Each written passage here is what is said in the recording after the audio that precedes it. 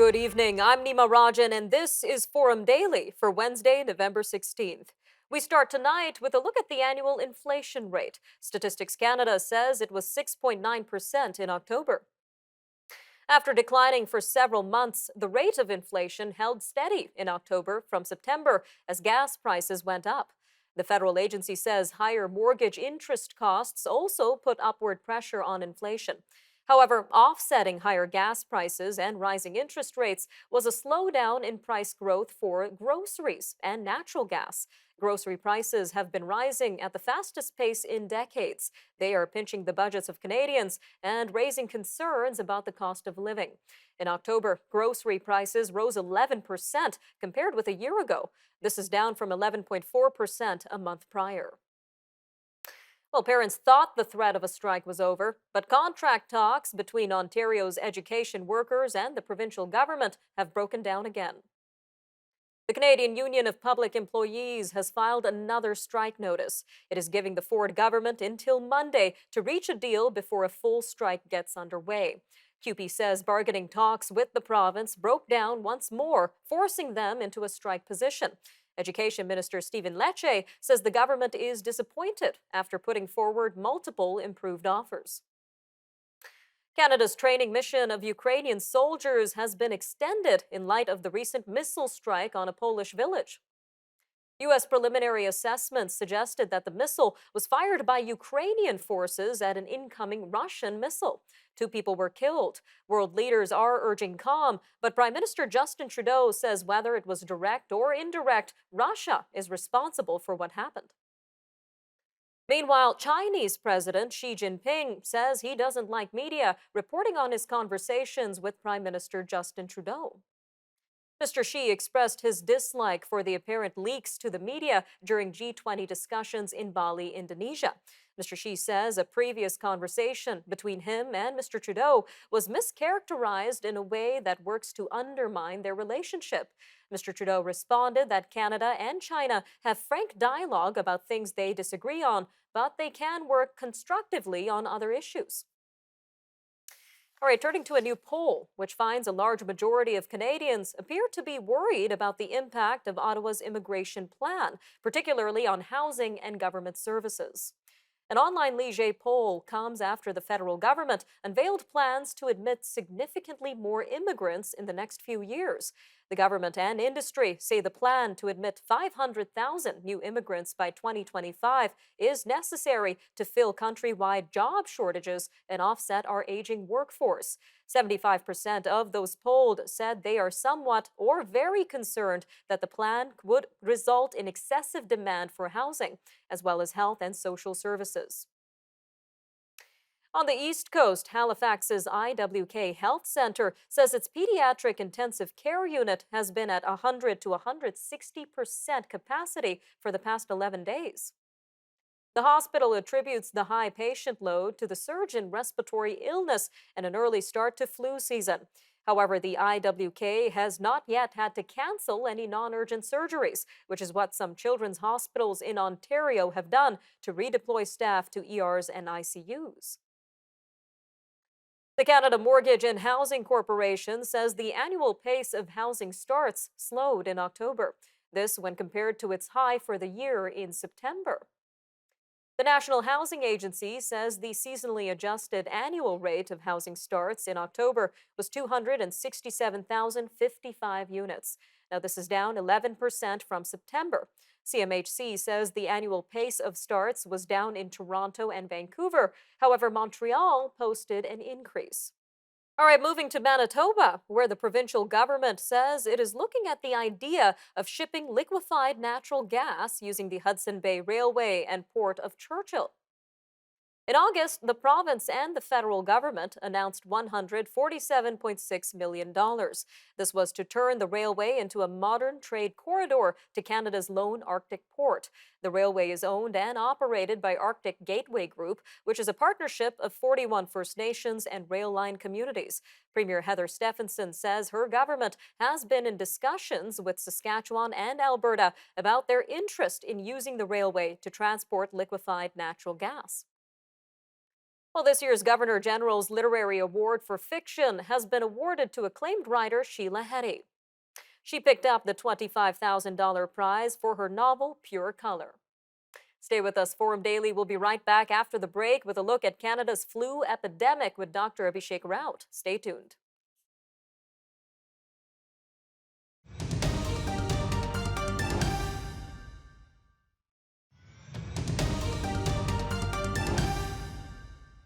The Public Health Agency of Canada says the country has entered a flu epidemic. The agency says the rate nearly doubled in 1 week to 11.7% between October 30th and November 5th. Now, this is compared to 6.3% the week before. The surge in flu cases comes as Canada's healthcare system grapples with a triple threat of respiratory viruses: COVID-19, influenza, and respiratory syncytial virus. And some experts warn that the surge of respiratory illnesses in the country will continue to worsen. Well, joining us now to give us the latest on this is Dr. Abhishek Raut, Medical Director at Appletree Medical Group. Dr. Raut, welcome back. Great to be here. So, as we mentioned, Canada is now in a flu epidemic. What exactly does that mean, Dr. Raut? Right. So the Public Health Agency of Canada declared an epidemic, which most years means they'll declare it after a threshold of about 5% positivity rate is surpassed. Obviously, this year we've seen almost 12%. So certainly we're looking at much higher levels than expected with even pre-pandemic years. What we're seeing as well is 13 confirmed influenza outbreaks in just the first week of the month, including 9 in long-term care homes and 1 in a school and daycare as well. Now, considering that this is coming following the peak of the COVID-19 pandemic, how is the medical system handling all of this amid staffing shortages? Well, I think it's fair to say that bowel movements continue to hit ventilators. I think what we're seeing at McMaster Children's Hospital is nearly a 140% capacity and a daily average of almost 200 patients per day in the emergency department. So, what we're seeing in McMaster and many other places is just a very difficult time in healthcare where we're having a large capacity of patients coming in and it's difficult to handle.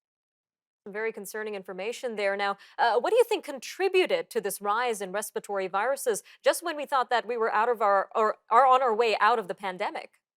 I think that's a very good question. We know these types of viruses, RSV and influenza, they tend to thrive in these dry, cold conditions. And what we do know is these colder conditions tend to make our bodies respond to disease and make us behave differently as well. We spend more time indoors, and indoors it can be a bit drier as well. And remember, these viruses enter through the mucus and our noses. So when it's more dry, we just don't have that barrier protecting us. So it makes it easier for viruses to infect our bodies. All right, Dr. Rao. Well, we mentioned some experts are saying things are only going to be getting worse. How do you expect this triple virus threat to impact Canadians in the upcoming holiday season? Right. So, not surprisingly, last year we saw a very high number of people experiencing the COVID-19 Omicron variant. I think this year we're going to see something very similar with different viruses. Also, keep in mind, we're going to see a lot more travel and gathering in the holidays as well. And the issue that I see here is that this is a triple threat. Last year, we could at least test for COVID-19, but we can't really test for RSV and influenza before going to a gathering. So I think the best thing to do here is just being sensible with those gatherings and trying to make them smaller when possible. Important points to consider there. Now, what does this flu epidemic mean for the pandemic, considering that we've left the emergency phase of the pandemic? I think when we look at it, every epidemic has its toll on our healthcare system and on us, whether it's ICU beds, healthcare provider shortages, or even caregiver fatigue. So even though we've left the emergency phase of one pandemic, having these other epidemics converge together is definitely not an ideal situation for anyone, and I think it leaves us very vulnerable. Not ideal indeed. Now, something interesting to mention is that Moderna is coming up with a three-in-one vaccine for COVID, RSV, and the flu. What do we know so far about this, Dr. Rout? Right. So at least a little bit of good news. So Moderna is promoting this COVID-19 flu and RSV vaccine, and we're hoping it'll take care of all of them. The only issue right now is we don't really have much data. So Moderna hasn't really released data to support the safety or efficacy. And without seeing these large phase 3 clinical trials, I don't think we're going to see much from the vaccine yet. And we probably won't see any approval from Health Canada anytime soon until we have that data. All right, Dr. A quick 45 seconds left here, but we're also seeing masking being recommended again in some places. What other steps would you recommend officials to take amid these viruses? Yeah, I think what we're seeing here is, hospitals are going to continue to remain pretty overcrowded with patients there. So we've got to look at options to bring this down. I think masking indoors is a very sensible thing to do at this point here. I think it's also important to look at what the key demographics are that are especially at high risk and ensuring that they have their services so that they don't have to venture outside as well. All right, Dr. Rout, always great having you on Forum Daily. Thanks again for your time today. Right? Thanks so much for having me.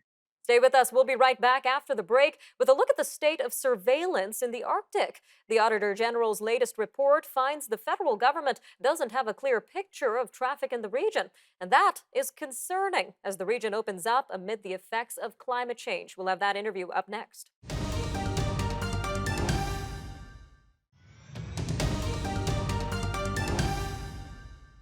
Canada's Auditor General says the federal government doesn't have a good handle on what's going on in its Arctic waters.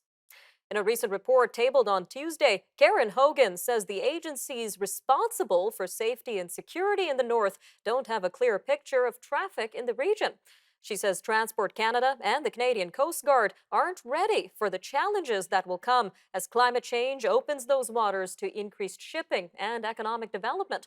She says the issues include poor surveillance and vessel tracking, ineffective information sharing, and aging equipment. Well, joining us now to discuss the situation in the Arctic is Dr. Rob Hubert, Arctic expert and associate professor at the University of Calgary. Dr. Hubert, welcome back to Forum Daily. My pleasure, Nima. So, what was your main takeaway from the Auditor General's report?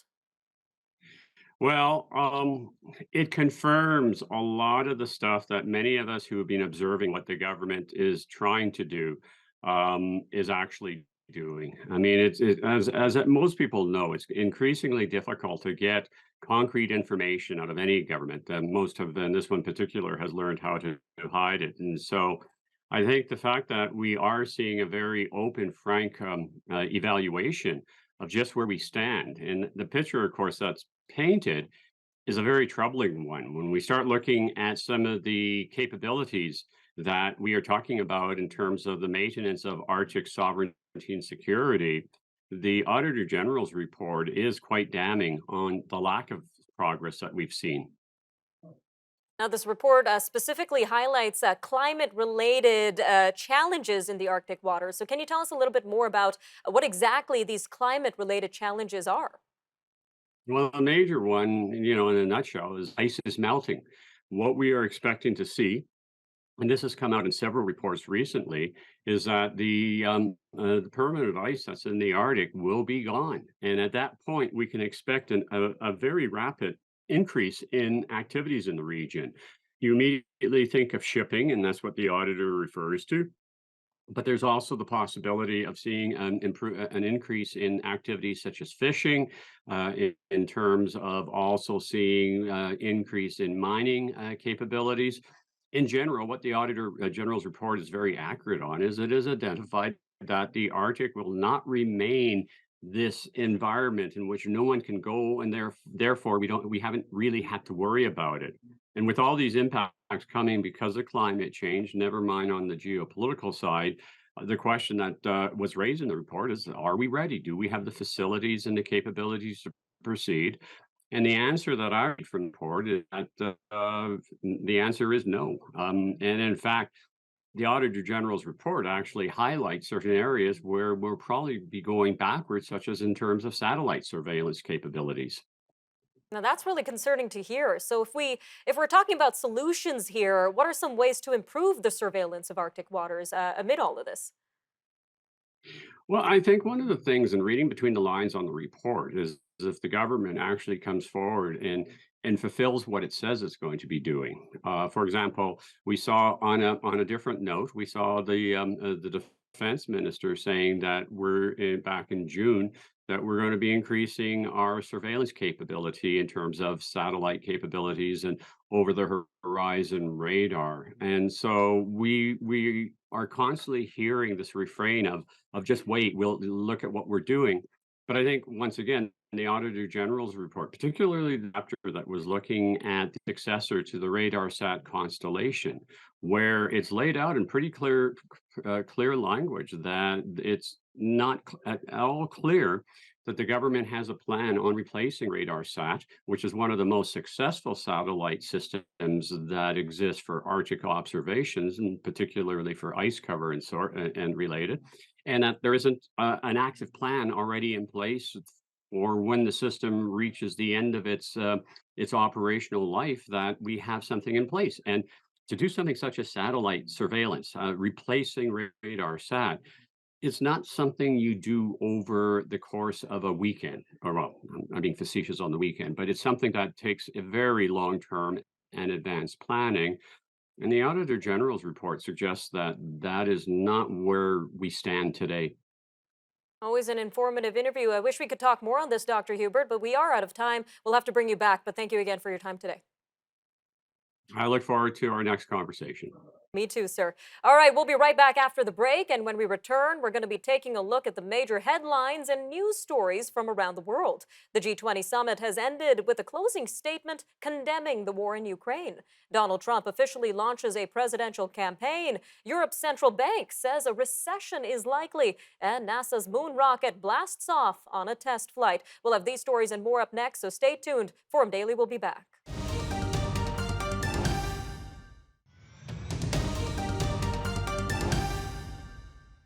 Poland says there is absolutely no indication that a missile that came down in Polish farmland yesterday, killing 2 people, was a deliberate attack. The NATO chief made a similar statement today. Poland's president says neighbor Ukraine likely launched the Soviet era projectile. This as it was fending off yesterday's Russian air assault, which attacked Ukraine's power grid with missiles and exploding drones. U.S. President Joe Biden said early assessments suggested it was unlikely that Russia fired it. Meanwhile, Ukraine's president is demanding evidence that the missile strike came from his country. Volodymyr Zelensky says he received a report from his top commanders that the missile didn't come from his forces. All right, well, meanwhile, members of the Group of 20 leading economies have ended their summit in Indonesia with a declaration of firm condemnation of the war in Ukraine. They are also warning that the conflict is making an already delicate world economy even worse. Today's closing statement was noteworthy. This is because world leaders managed to highlight a denunciation of the war despite the divisions among the group. The G20 includes not only Russia, but also countries such as China and India, which have significant trade ties with Moscow and have stopped short of outright criticism of the war. The U.S. Navy says the U.S. and Japanese, Australian, and Canadian warships are staging extensive joint drills in Japanese and international waters. Without mentioning China directly, the 7th Fleet spoke on the 2-week biennial Keen Sword exercises, which include scenarios designed to challenge the critical capabilities required to support the defense of Japan and stability of the Indo-Pacific region. Growing Chinese assertiveness is seen by the U.S. and its allies as the key military challenge in the region. The UK's domestic spy chief says the country faces major security threats from the trio of Russia, China, and Iran. He says they all use coercion, intimidation, and violence to pursue their interests. MI5 Director Ken McCallum added to mounting warnings from UK authorities about Russia's aggression and China's growing assertiveness. He also singled out Iran as an increasing concern. He said UK authorities have uncovered at least 10 threats this year to kidnap or even kill UK-based individuals perceived as enemies of the regime. Mr. McCallum said in a speech on Wednesday that the UK also faces a terror threat from both self-radicalized lone actors and terror groups. All right, well, back in the U.S., former President Donald Trump has launched another run for the White House. He made his plans official Tuesday night at his Florida golf club. It comes amid the Republican Party's underwhelming performance in the midterm elections.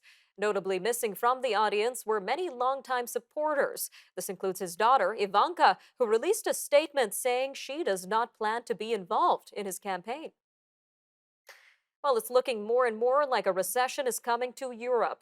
Now, that's the takeaway from a financial stability report that the European Central Bank released on Wednesday. The Monetary Authority for the 19 countries that use the euro currency says a downturn later this year and lasting at least 6 months has become more likely. That's a warning that banks could see more losses from loans that companies can't repay, and that financial markets could see some bumpy rides ahead.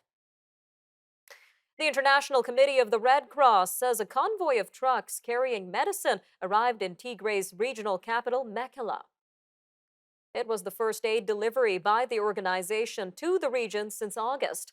The ICRC said in a statement on Tuesday that the trucks delivered 40 tons of essential medical items, emergency medicines, and surgical equipment. Military leaders from the warring sides signed an accord in the Kenyan capital, Nairobi, on Saturday. This was to implement a truce signed in South Africa earlier this month. NASA's new moon rocket has blasted off on its debut flight with 3 test dummies aboard. And if all goes well with the 3-week flight, the rocket will propel an empty crew capsule into a wide orbit around the moon. And the capsule will return to Earth with a splashdown in December.